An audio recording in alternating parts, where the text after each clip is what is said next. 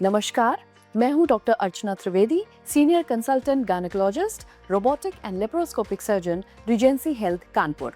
आज बात करेंगे एंडोमेट्रियोसिस के लक्षण और ट्रीटमेंट के बारे में। एंडोमेट्रियोसिस के लक्षण डिपेंड करते हैं कि एंडोमेट्रियोसिस कहाँ पर है।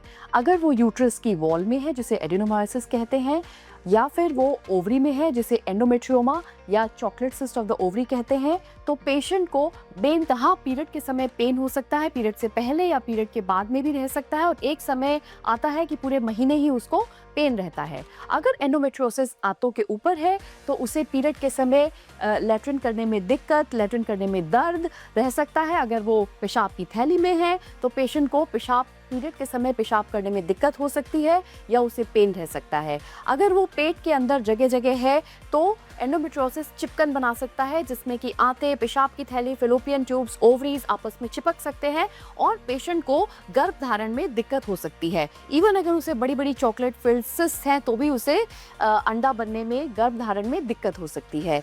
अगर एंडोमेट्रियोसिस डायफ्राम में है तो शोल्डर टिप पेन, सांस लेने में दिक्कत हो सकती है। एंडोमेट्रियोमा अगर लंग्स में है तो सांस लेने में दिक्कत हो सकती है। वेजाइना में है तो इंटरकोर्स में प्रॉब्लम हो सकती है। अब बात करते हैं इसकी ट्रीटमेंट की।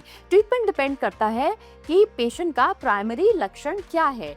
क्या उसे पेन ज़्यादा है, या उसे गर्भधारण में दिक्कत हो रही है, क्या उसका डीप इन्फिल्ट्रेटिंग एंडोमेट्रियोसिस है, यानी एंडोमेट्रियोसिस की स्टेज क्या है, पेशेंट की एज क्या है, क्या उसकी फैमिली कंप्लीटेड है। इन्हीं बेसिस पे जो ट्रीटमेंट हो सकते हैं वो है मेडिकल ट्रीटमेंट, जिसमें कि पेशेंट को over the counter pain relief medication जैसे NSAIDs दिए जा सकते हैं, जिससे कि उसके पेन में आराम मिले।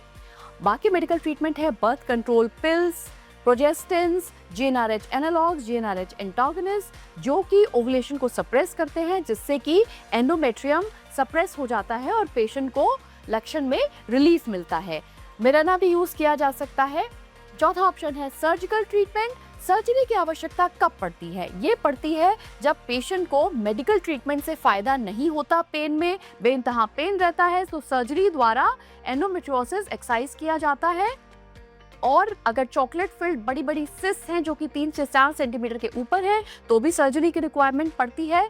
अगर पेशेंट को गर्भधारण में प्रॉब्लम हो रही है, उसकी ट्यूब्स चिपकी हुई हैं, किंग्ड है, बड़े बड़े एंडोमेट्रियोमास है, तो भी ट्रीटमेंट की जरूरत पड़ती है, जिसके बाद कि पेशेंट का प्रेगनेंसी का चांस बढ़ जाता है। अगर पेशेंट IVF ट्रीटमेंट करा रहा है और उसको ओवम पिकअप में प्रॉब्लम आ रही है बड़े बड़े एंडोमेट्रियोमास की वजह से, तो उनको निकाला जा सकता है, जिससे कि ओवम पिकअप आसानी से हो सके।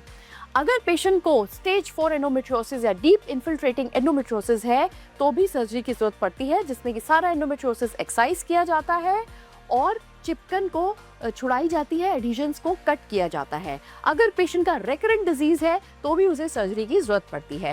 अब सर्जरी किस प्रकार से होती है? ये रोबोटिक विधि द्वारा या लेप्रोस्कोपिक विधि द्वारा करी जा सकती है। डेफिनेटिव ट्रीटमेंट है यूट्रस का रिमूवल, या साथ के साथ फैलोपियन ट्यूब्स और ओवरीज भी निकाली जा सकती हैं। बाकी सर्जिकल ट्रीटमेंट्स में चिपकन छुड़ाई जा सकती हैं, एंडोमेट्रियोमा निकाले जा सकते हैं और सारा एंडोमेट्रियोसिस एक्साइज किया जाता है। नमस्कार।